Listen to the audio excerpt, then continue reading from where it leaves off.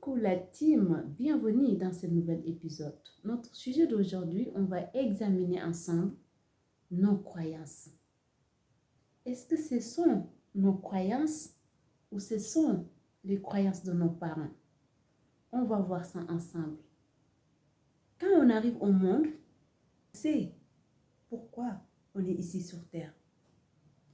On connaît notre mission, mais malheureusement, nos parents nous transmettent leurs croyances.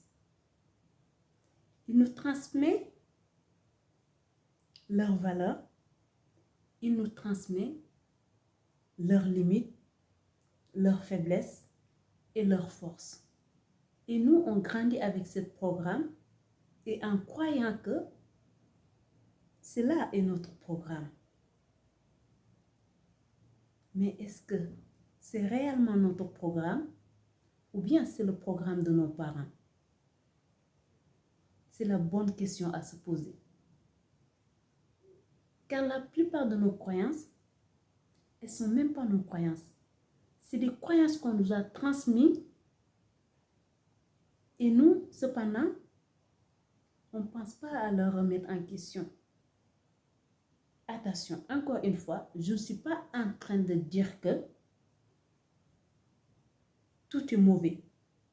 C'est juste qu'il y a des croyances qui sont plus adéquates avec le monde d'aujourd'hui. Et ce sont les croyances qui méritent à remettre en question de nos jours. Car nos croyances, elles sont les racines de nos pensées.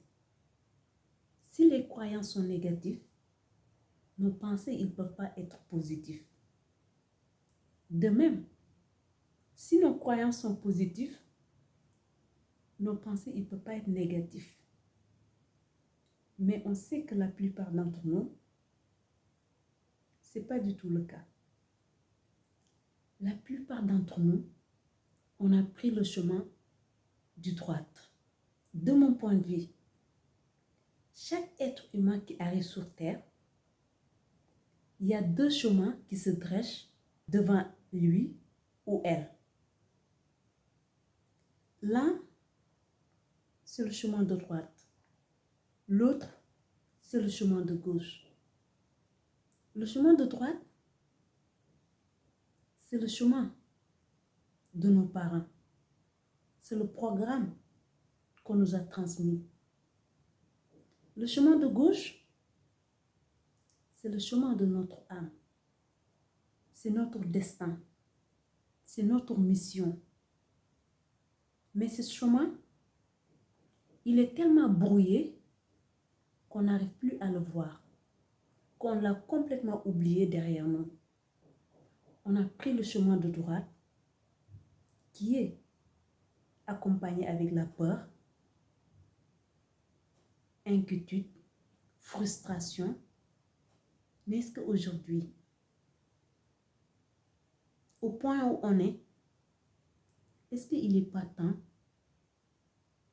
de prendre une pause, regarder où on est aujourd'hui et où on va demain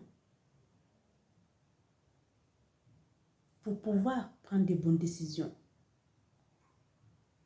Car je pense que le chemin de droite, on a vu aujourd'hui les fruits qu'on a récoltés avec. Est-ce qu'il n'est pas temps d'écouter notre âme, de prendre le chemin de gauche, le chemin qui nous mène à la pleine conscience, le chemin qui nous mène à la bien-être? Est-ce qu'il n'est pas temps de faire une bifurcation pour prendre le chemin de gauche? Car le chemin de droite, il nous a familiers. C'est le chemin qui nous rassure.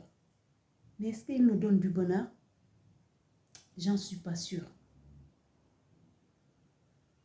Nos croyances,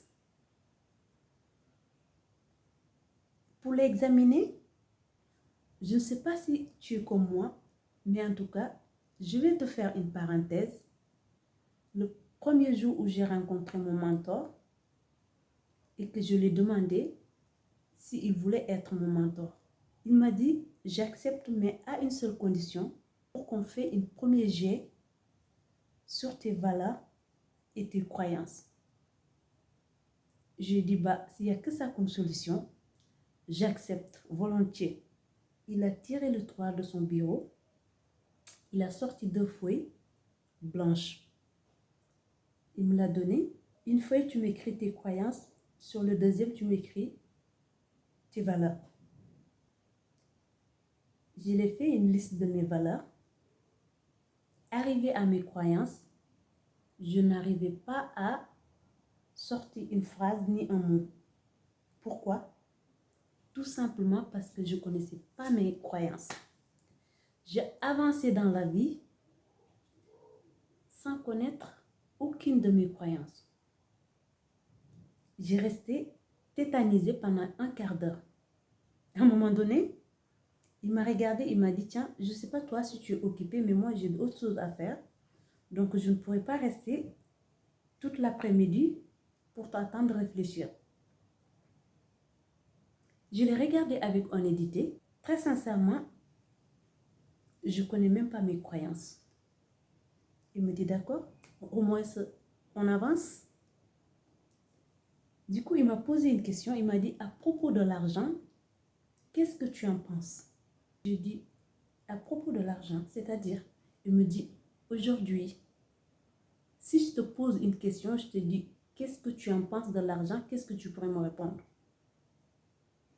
J'ai dit, bah, moi, je pense que beaucoup de gens, ils disent que l'argent ne fait pas le bonheur. Certes, mais il fait partie des outils qui apportent le bonheur. Pourquoi? Je l'ai dit parce que pour avoir une bonne santé, il nous faut de l'argent.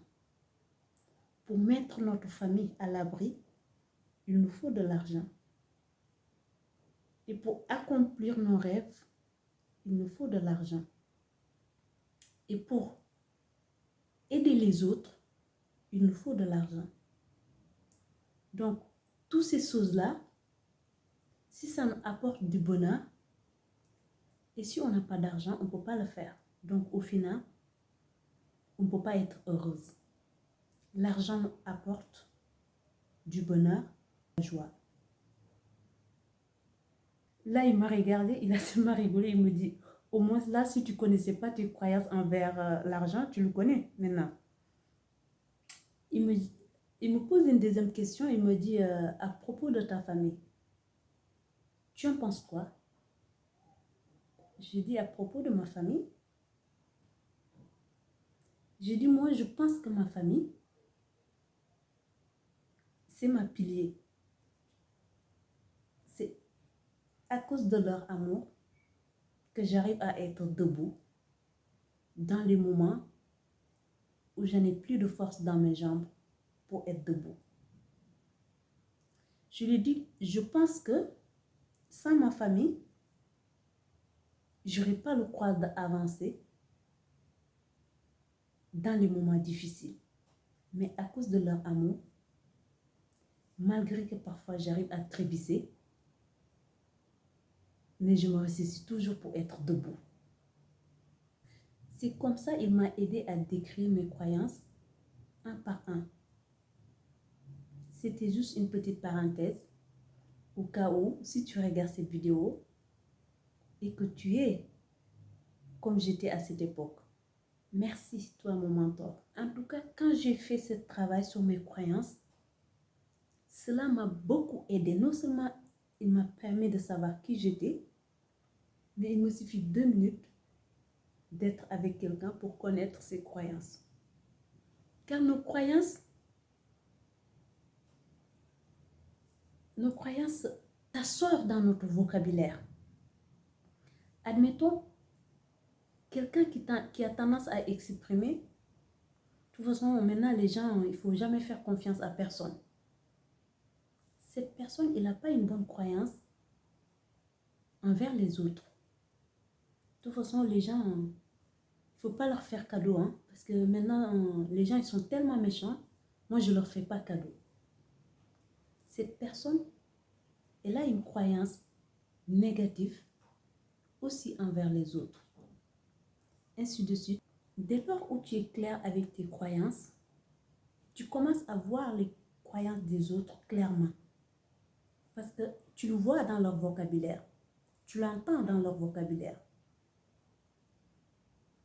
Et de même, quand le vocabulaire, langage n'est pas positif, sache que le dialogue intérieur aussi, il n'est pas positif.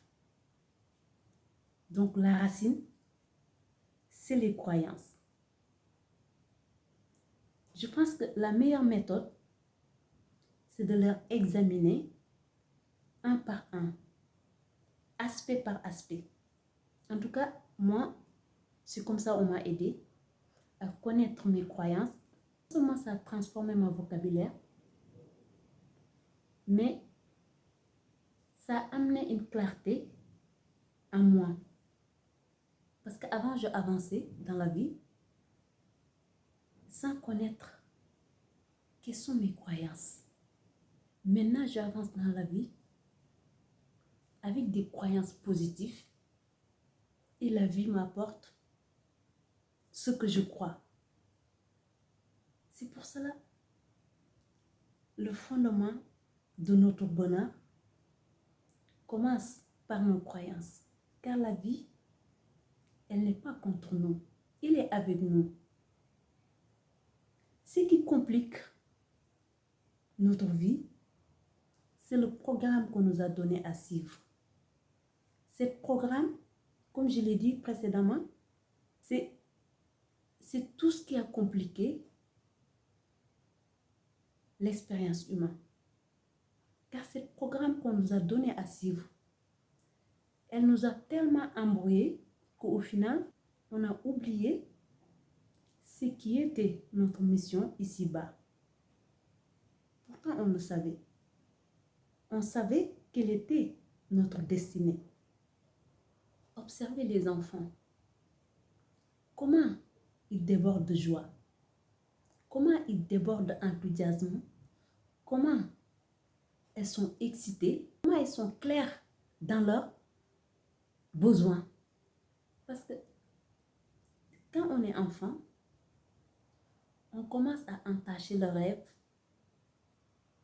On commence à masquer le destin, mais il y a toujours une partie qui surgit.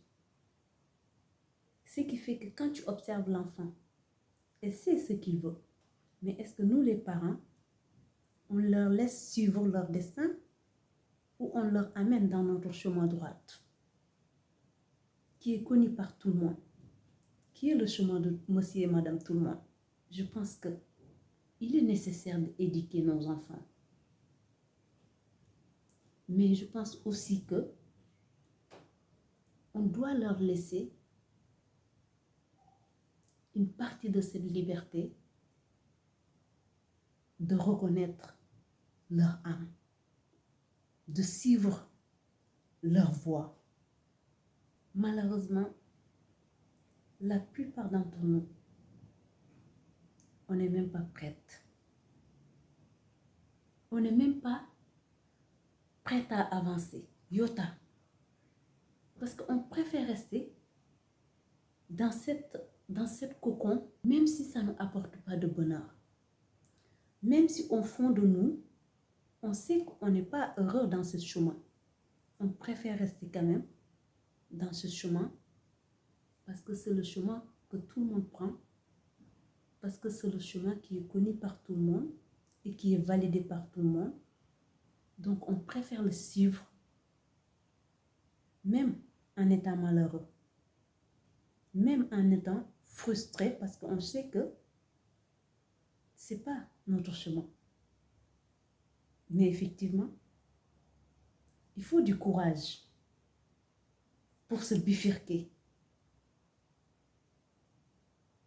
Il faut beaucoup de courage, énormément de courage pour se bifurquer de ce chemin de droite pour prendre celui de gauche, qui est le chemin de ton âme, qui est le chemin d'accomplissement, qui est le chemin de la foi, qui est le chemin de la lumière.